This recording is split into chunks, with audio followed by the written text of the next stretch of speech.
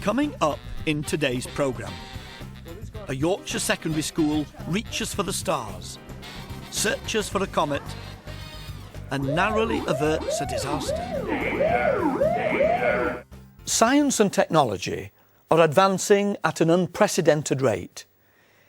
It is important that young people learn to understand what is happening around them, if society and the world as a whole are to benefit.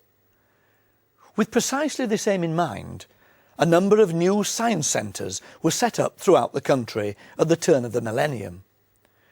The intention was that these places should be at the same time exciting, entertaining, inspirational and educational. The National Space Centre, housed in a dramatic building in Leicester, is one of these initiatives. It is devoted to perhaps the ultimate quest of science.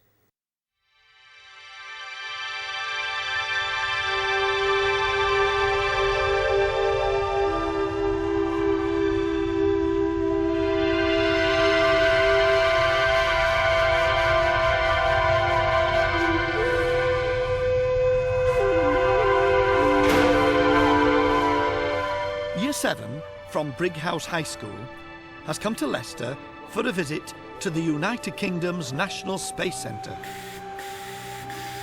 Leading the visit is science teacher Vicky Wright. We wanted to take a trip for National Science Week, and we decided that the Space Centre was appropriate for what we teach in Year 7, especially since we're doing the solar system and beyond topic. It puts into context for them, into a real life context, the science that we do in school.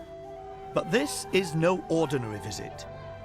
Brighouse High is a school with a mission.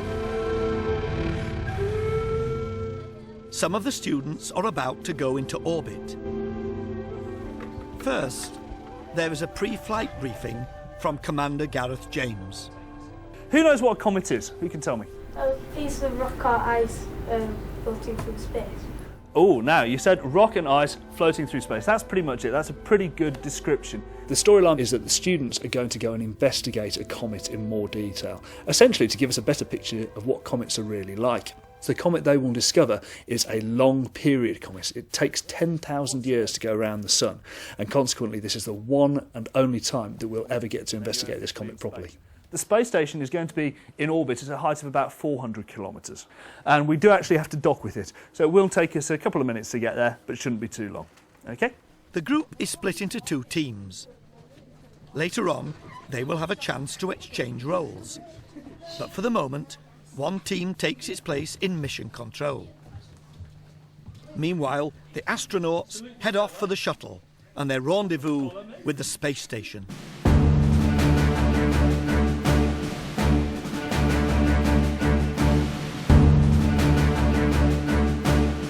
T-minus 10, 9, we have a go for main engine start, 4, 3, 2, 1. Ignition and liftoff. Roger, roll. Roll program initiated, Houston now controlling. Confirmed, we have SRB SEP over. Roger, copy, loud and clear.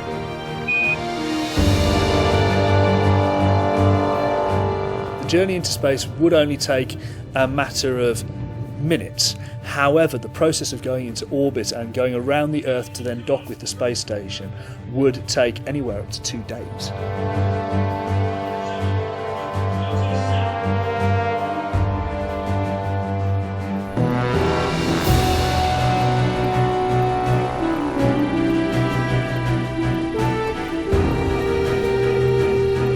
On board the space station, everyone has a specific task.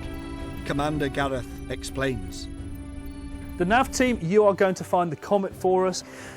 You will get most of your instructions from mission control, and so therefore one of you needs to be wearing this headset at all times. I suggest one of you takes the instructions, the other one actually does the work on the computer. Medical team, that's what MED stands for. You're going to be making sure we're all fit and healthy. Test yourselves first, and then you can start on other members of the crew. Every astronaut on the space station is paired with a mission controller on the ground. Although you've been split up, you are actually one huge team. You will all be working together. We've got our medical officers. Our medical officers on board the space station will be carrying out tests on the astronauts, making sure that they're all fit and healthy. You here will be recording the data, analysing it and investigating some of the results as well. Space Station, this is Mission Control. I have a message for the Med team. Over.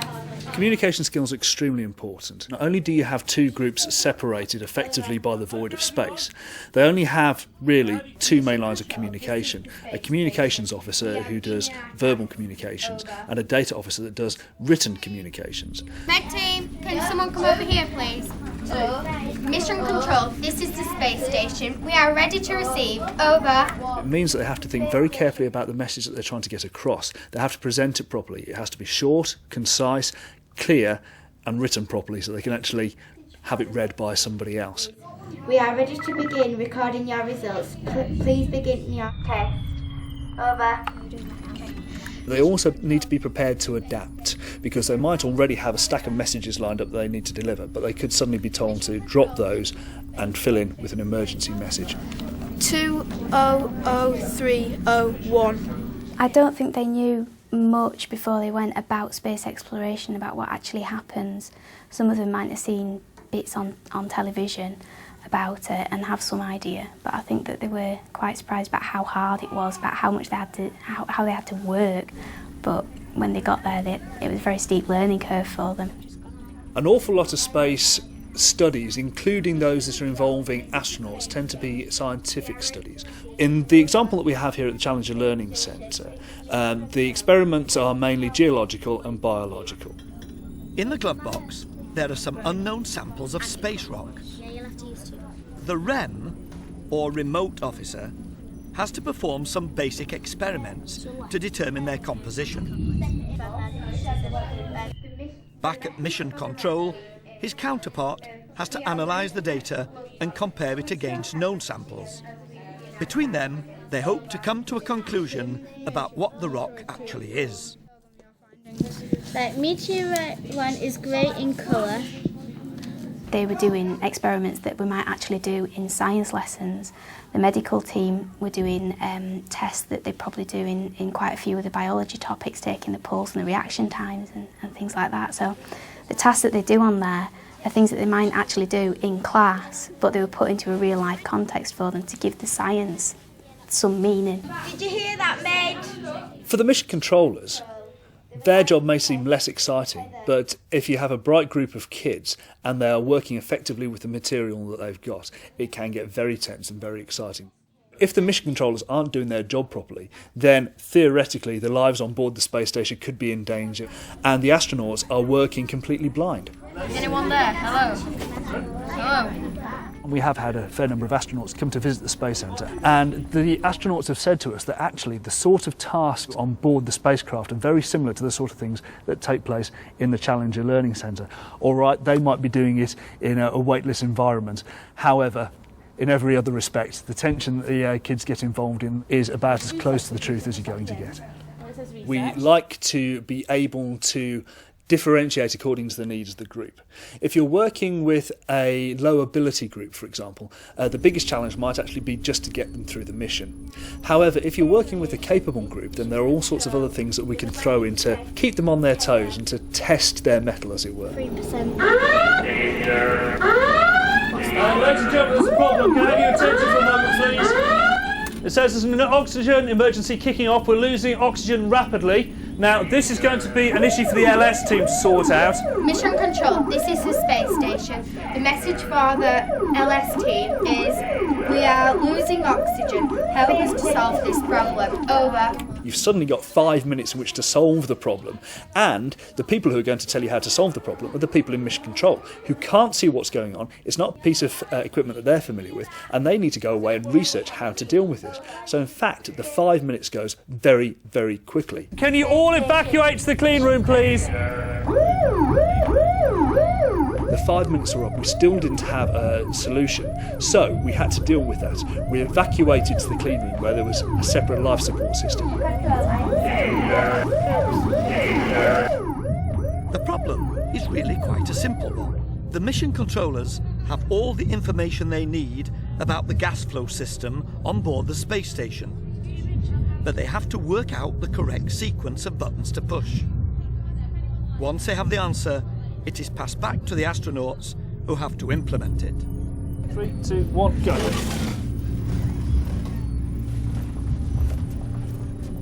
Oh, good, good, good. 5 seconds left.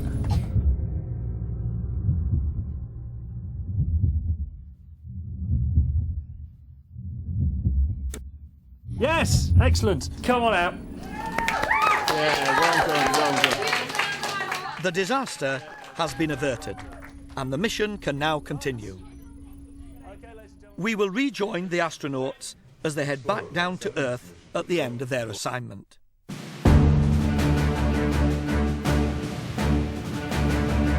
Less than 1,000 feet now. Roger, control, wheels down and locked. Gear locked. Okay, get ready for touchdown in 5, 4, 3, 2, 1, go on! And another one in 5, 4, 3, 2, 1, keep going! Discovery rolling out now at 195 knots and touchdown on nose gear. Okay, control. The reaction can really be quite bizarre. Many of them will actually ask, is this for real?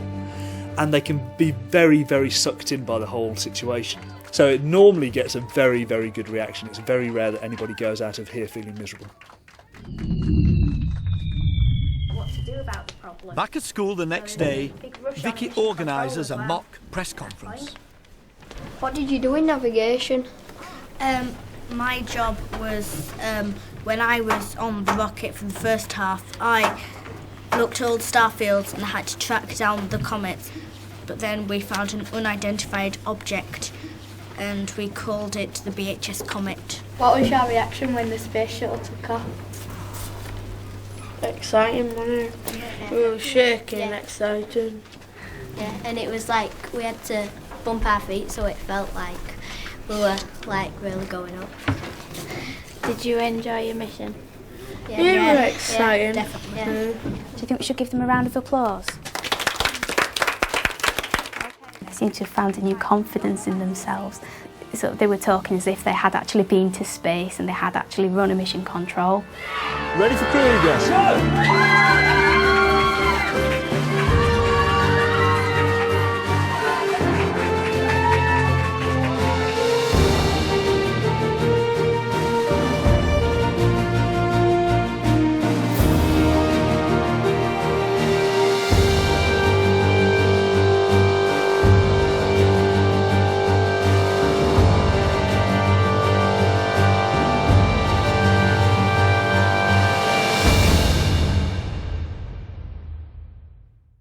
You can find further information on this and other similar school trips by looking under the Resources and Support Materials section on our website, www.teachers.tv/worth the trip.